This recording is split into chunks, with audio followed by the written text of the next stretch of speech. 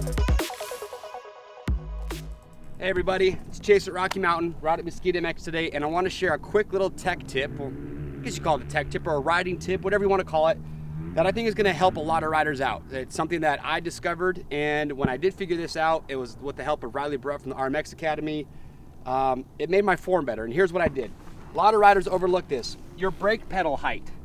Most bikes like this 23 Yamaha, when they come brand new, are going to come with that brake pedal basically level with your foot peg. And that's how most bikes are, brake pedals level. And I think that's just how most people have always just thought to run the brake pedal is level. Well, here is the problem I was having, and this is gonna be kind of dependent on every bike because every bike's rear brake is gonna be a little bit different. But here is why a lot of riders, I think, need to raise their brake pedal up just a little bit. I'm talking like a few millimeters.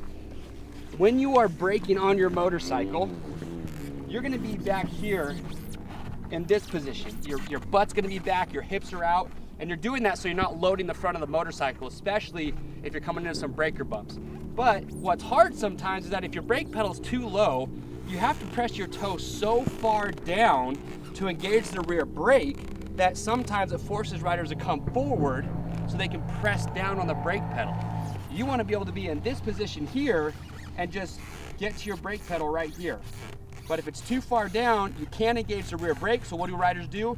They come forward and they lose the body position that they need so they can press down on the brake. So if that's you, if something you struggle with, whether you're on downhills, coming to breaker bumps, and you feel like you have a hard time keeping your weight and your butt back while getting that rear brake, just raise it up a few millimeters. It's gonna help you out so you can be in this position here and still get the rear brake. So give it a try, see if it helps you out. If you like this tech tip or this riding tip video, subscribe to our YouTube channel. We'll see you next time.